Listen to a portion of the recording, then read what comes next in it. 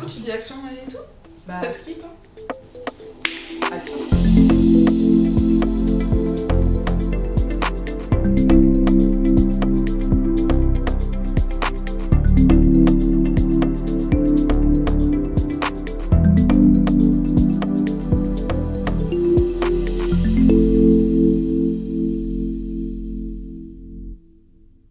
On se retrouve, ça fait 4 mois qu'on travaille sur un seul et même projet qui s'appelle Création et on va échanger sur les questionnements de sens au sujet de notre profession qui sont principalement créatives, totalement créatives.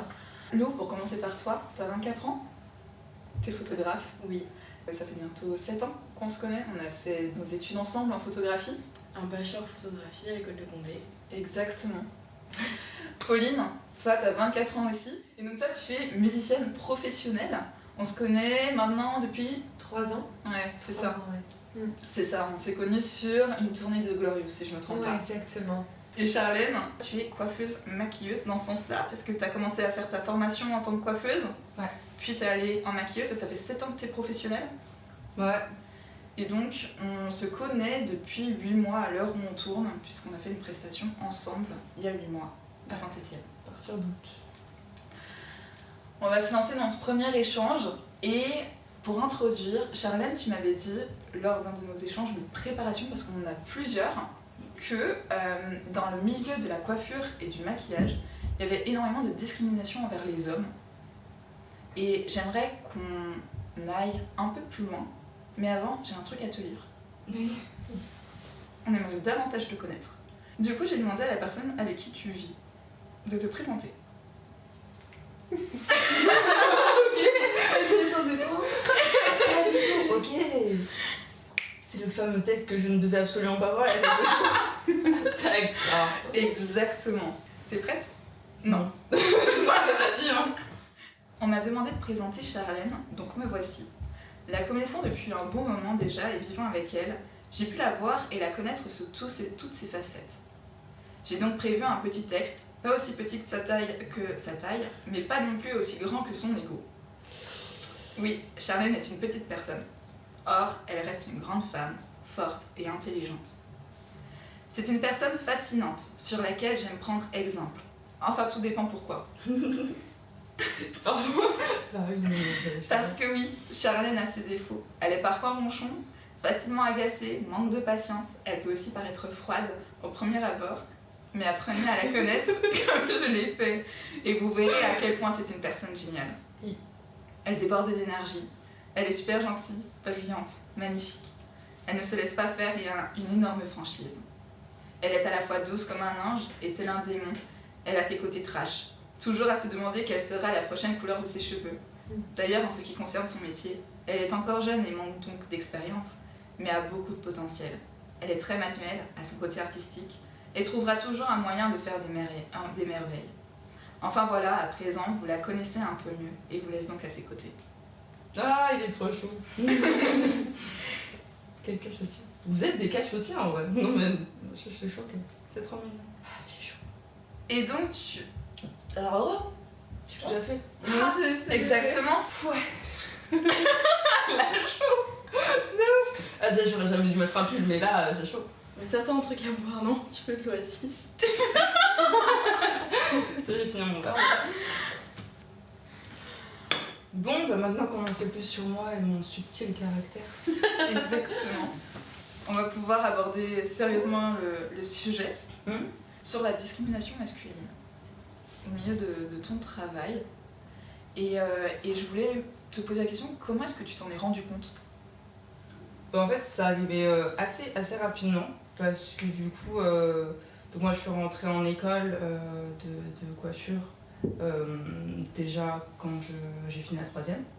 Sur toutes mes années en fait, autant que ce soit en coiffure qu'en maquillage, et du coup ça fait un cumulé de 5 ans. Et j'avais peut-être 2-3 garçons. À chaque fois, on entendait des trucs, ouais, forcément ils sont en coiffure, mais c'est qu'ils sont gays et tout, gna. Donc forcément ils devaient avoir des mimiques. Du coup, il y avait déjà tout ça qui était véhiculé et je trouvais ça assez discriminant. Parce que c'était jugé sur, c'est des garçons, ils sont en maquillage ou ils sont en coiffure, c'est des trucs de filles. Mais je pense aussi qu'il y a des filles qui font ce genre d'études qui n'aiment pas spécialement se maquiller elles, qui n'aiment pas forcément prendre vraiment soin d'elles de cette manière-là. Je dirais même qu'il y a un cliché sur la profession, au-delà du fait que ce soit que pour des filles, parce que pourquoi ? Juste du fait qu'elles soient maquilleuses ou coiffeuses, on imagine tout de suite qu'elles lèvent la main et qu'elles parlent avec une voix hyper fluette. Enfin, même pour les filles, c'est discriminant. J'ai l'impression que quand même c'est dépassé et c'est un peu un lieu commun que évidemment le maquillage et la coiffure est ouvert à n'importe quel sexe et c'est pas juste l'apanage des femmes évidemment. Ce genre de choses, je l'ai un peu ressenti quand du coup j'étais entre deux, fin de troisième et tout, avant d'aller du coup en apprentissage. Et quand je disais aux personnes que je connaissais que je voulais aller en CAP, on me disait pourquoi t'es pas bonne en cours? Oui. Si, c'est juste que je veux faire coiffeuse depuis que j'ai 4 ans en fait, donc je ne changerai pas d'avis. Et j'ai envie de faire ça, je vais le faire. Je pense qu'on oublie déjà que travailler de ses mains, c'est pas forcément oublier de travailler avec sa tête.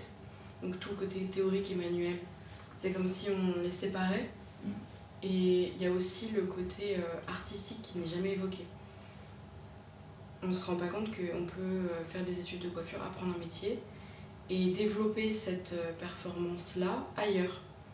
Et moi, j'ai jamais entendu parler avant mes 15 ans, peut-être même un peu plus, de maquillage artistique, de coiffure artistique et de toutes les choses qu'on pouvait toucher avec ce secteur-là.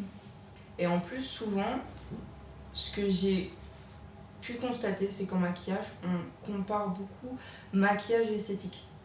Bah, ça va, t'es en maquillage, tu peux faire un soin au visage. Non, mais pas du tout, je ne sais absolument pas faire ça, même si j'ai des bases là-dessus, je ne sais pas du tout faire. Et du coup, c'est vrai que certains peuvent le voir comme réducteur, de dire ah mais ça va, je suis pas une esthéticienne, mais je trouve ça réducteur parce que justement c'est discriminant envers les esthéticiennes qui ont le même genre de problème. Et en même temps, du coup, le truc c'est qu'on n'a pas du tout les mêmes formations. Est-ce que ça t'impacte pas au niveau de ta propre légitimité? Parce que psychologiquement, ça peut forcément impacter en fait tes convictions. Oui. J'ai beaucoup douté quand j'étais en maquillage.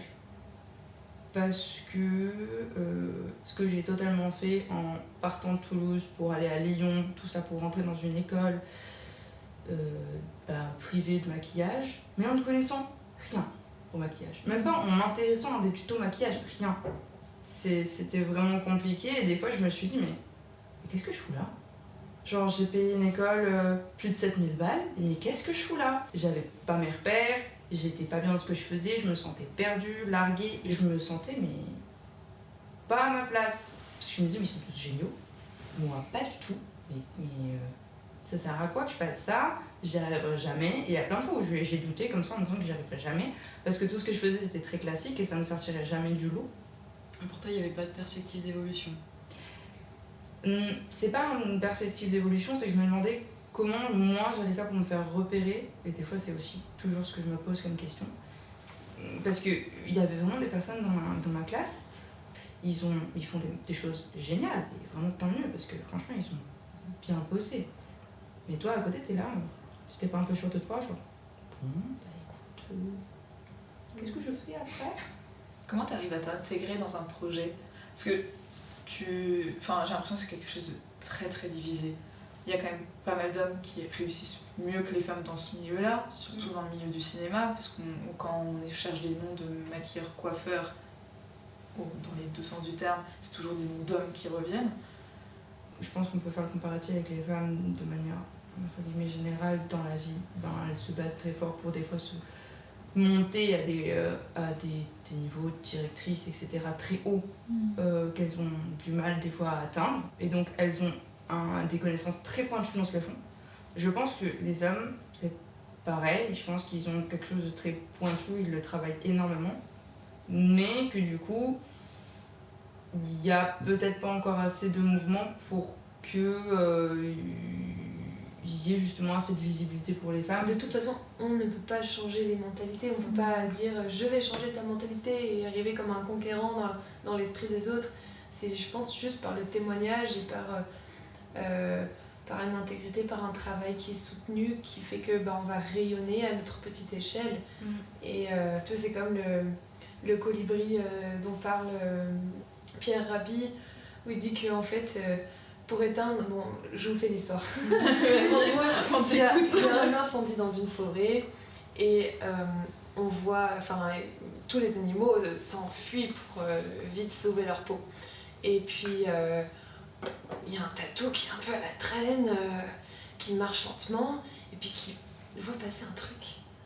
Puis dans un sens, et puis dans un autre moment, il lève la tête, et il comprend que c'est un colibri qui fait les allers-retours. Et puis il dit, mais qu'est-ce que tu fous? Et en regardant plus précisément, il se rend compte que en fait, le colibri lâche à chaque fois une goutte d'eau dans le feu. Puis alors là, le tatou se moque et il dit, mais tu crois vraiment que tu vas réussir à éteindre le feu avec ta goutte d'eau? Et le colibri répond, non, bien sûr, mais je fais ma part. Et en fait, je pense que ça, c'est vraiment une leçon de vie. Je m'en rappelle pour beaucoup de choses. Et il y a beaucoup de choses où en fait, finalement, on a envie de changer le monde. C'est nos âges aussi. On vient avec plein de rêves, plein d'ambitions, et c'est hyper important pour pouvoir... avoir la volonté d'aller jusqu'au bout de nos actions et accomplir ce qu'on veut faire dans notre vie. On est là pour juste quelques décennies. En fait, c'est ce qui est le plus important. Je m'en fiche d'être là, même si je suis là, mais que toutes les personnes que je touche, enfin toutes, tu peux jamais tout, c'est jamais 100%, mais la plupart des personnes que je touche puissent être heureuses de ce que je peux leur apporter. Ça me satisfera énormément, même si pour l'instant je ne peux pas dire je sais que je peux faire ça, ou là je peux le changer, ou avec de grandes choses et de grands discours, mais tant que les personnes que je touche peuvent être contentes de mon travail, ou de la prestation qu'on a pu faire ou quoi, c'est important. Donc du coup, je pense que j'arrive à transmettre le fait que la personne puisse se dire là je suis dans mon personnage, j'ai tout ce qu'il faut, tout est fini, je suis un monsieur qui a un poil, la barbe et étagé, et sur la scène dans le théâtre, ça va se voir, c'est bon, ça bougera pas, c'est fait, son travail elle l'a fait, c'est fini, moi je suis en train de me concentrer sur mon texte. En fait, du coup, tu donnes la légitimité au personnage, même tu lui permets d'intégrer, d'incarner complètement qui il est. Et le fait de leur donner cette légitimité, tu la prends aussi. Donc la légitimité, finalement, si ce n'est pas toi qui te la donne, c'est eux qui te la donnent, et inversement. Je trouve que c'est super bon. Je trouve ça vraiment étonnant de là où on est parti à là où on est arrivé. Où on s'interrogeait justement sur la discrimination, la question de ta propre légitimité, pour te rendre compte qu'en fait, avec la relation que tu as avec la personne que tu maquilles, en fait, vous apportez autant l'un que l'autre. Et c'est ce qui va vraiment vous permettre finalement, je pense, de croître finalement dans ton milieu professionnel autant que dans le sien. Mais c'est vrai que tout ça, je perds mes cheveux, dis donc. Mais c'est vrai que tout ça, je pense que d'une certaine manière, c'est quelque chose qui me tracasse. Parce que ce dont on a discuté, c'est quand même assez naturellement, au fur et à mesure je dirais pas des entraînements, mais un peu des entretiens qu'on a eu, des échanges, pour avoir ces questionnements-là. Et ça fait quand même 3-4 mois qu'on y travaille, je pense, depuis décembre. Et normalement, à l'heure actuelle, dans moins de 2 semaines, j'ai une audition publique avec du coup Costa Gavras et sa femme Michel Ray, qui du coup sont aussi dans le cinéma. Et ma question est totalement liée à la thématique. C'est parce que j'ai besoin d'avoir une réponse précise sur comment faire pour arriver à être soi dans un milieu où on est tant.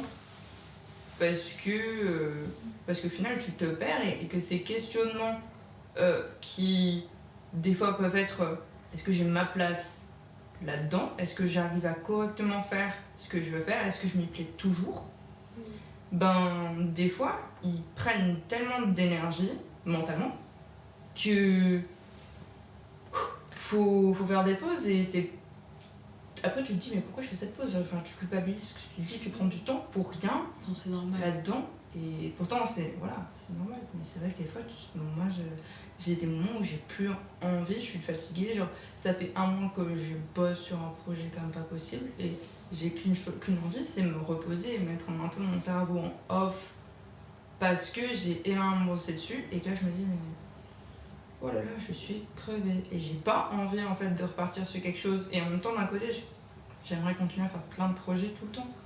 Toute la question du travail passion, Ouais, c'est ça. On est d'accord. C'est dur, c'est super dur. ça reste du travail. Mm. Ça te prend de l'énergie physique et Exactement. mentale. Est-ce que du coup vous avez déjà eu des périodes où justement c'était contre votre choix que vous n'aviez pas de travail, ou que c'était un peu plus calme et que ça vous a remis en question, autant personnellement que au sein de votre travail? Vous faites toutes les deux genres. Oui, j'y pense parce que Mais c'est oui. pas drôle et que c'est. Oui. Et que ouais, c'est dur. Moi qui suis vraiment en plein dedans, enfin je suis vraiment dans cette période où passé un peu par un moment de vide, mais en fait ça décourage vraiment à vouloir faire de la photo, je pense vraiment à ce stade-là. Et pourtant en fait c'est, en effet comme tu dis, c'est le moment crucial où c'est le moment où tu dois te dire mais je dois me motiver, je dois innover, je dois créer du neuf en fait dans ce que je suis en train de faire pour encore plus me stimuler et pour donner encore plus envie aux gens finalement de venir. Et surtout en fait pour reprendre encore plus du plaisir dans ce que je fais et retrouver en fait vraiment cette passion qui m'animait pendant des années. Et au moment où ça a un peu de redescendre, c'est dire cette passion en fait c'est moi qui l'anime. C'est moi qui l'anime. C'est moi qui en suis la détentrice. Et en fait à tout moment je peux lui dire cette passion je ne la veux plus et je ne la pratiquerai plus. Et en fait c'est moi qui décide vraiment à un moment donné de dire je vais lui redonner un gros coup de boost quoi. On prend conscience qu'on a le contrôle sur les choses. Même si on n'a pas de contrat à ce moment-là, on peut avoir le contrôle sur les choses. Puis je crois que c'est ok si t'as pas toujours des émotions hyper positives sur ton métier. Tu vois, la passion, c'est à la fois l'amour, mais c'est aussi la souffrance. Il y a la souffrance aussi dedans. Et c'est vrai Ouais. que on en parle peu, mais métier passion, ça veut bien dire ce que ça veut dire. C'est tout ton corps, toute ton énergie, jusqu'à souffrir, jusqu'à perdre le sens de ce que tu fais. Et enfin, moi aussi, je les ai traversé ces périodes-là. Et en fait, j'étais plutôt dans l'optique de vivre à fond l'émotion, voire même l'état d'âme dans lequel ça me mettait. En fait, l'explorer à fond, même si c'était effectivement hyper désespérant et vraiment flippant et qu'effectivement j'avais envie de tout balancer, mais accepter le déséquilibre. Parce que, en fait, l'art, c'est ça. Il prend quelque chose du réel, du concret, et après, il le sublime. C'est une fois que tu as pris du recul sur ce que tu as fait que tu vas pouvoir en fabriquer quelque chose. Mais si, avant même de l'avoir rencontré, on le trie et on le met de côté, et ben en fait, il y a tout un pan de l'humanité qu'on refuse d'utiliser, tu vois, pour notre art. Tout le côté, par exemple, je vais être plus concrète. En musique, dans la louange, on parle beaucoup de résilience. Ouais. Qui dit résilience dit il y a un moment où ça n'allait pas pour que ça aille mieux après. Mais il faut les vivre aussi ces moments où ça va pas. Sinon, comment parler de la détresse? Comment parler du manque de sens? Comment parler de la souffrance, des pleurs, du vide, de la mort, des deuils?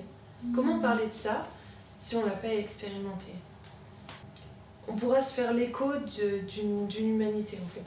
Est-ce que du coup, d'une certaine manière, toi, ce que tu, des fois, cherches, ou même pas que des fois, hein, c'est de pouvoir donner tes mots, ta voix sur des choses que des gens ne peuvent pas arriver facilement à mettre du sens dessus? Je crois que c'est ça le travail de compositeur, enfin de chanson en tout cas. C'est mettre des mots qui soient à la fois hyper personnels parce que ça parle de toi, mais en même temps tellement personnel que ça devient universel, tu vois. Il y a un moment où en fait, où ta subjectivité, elle va rejoindre la subjectivité de tout un chacun. Pour moi, c'est le terreau de l'art, tu vois. Je crois que même pour un peintre, tu vois, j'ai un coloc qui est plasticien, et donc il peint, il fait de l'aquarelle, il fait plein de trucs. Et il a besoin aussi de ce terreau-là. Il va l'utiliser différemment, tu vois, mais c'est un travail qui va lui permettre de donner une œuvre après qui touche. Ça fait bientôt 1 heure qu'on échange. Déjà Je pense. On y est en tout cas pas très très loin. Ok. Et je propose en fait qu'on continue cette conversation quand on abordera justement le sujet qu'on a décidé d'aborder avec toi, Pauline, parce que c'est un sujet qui est super intéressant et qu'on va encore plus développer tout à l'heure et plus tard justement pour ceux qui nous écoutent. Merci beaucoup pour tous ces échanges, pour tout ce que tu nous as apporté, Charlène, à la fois de ton expérience et encore plus de ta réflexion. Enfin, on voit vraiment que c'est encore le questionnement en fait du sens de notre profession. En fait, elle est toujours actuelle, elle doit toujours être renouvelée. Et je trouve en fait ces questionnements, ils nous apportent toujours énormément. Enfin, même nous, je pense que ça nous a apporté des vrais questionnements aussi sur notre pratique. Et on se retrouve du coup pour aborder un nouveau sujet avec toi, Lou, et un nouveau sujet avec toi.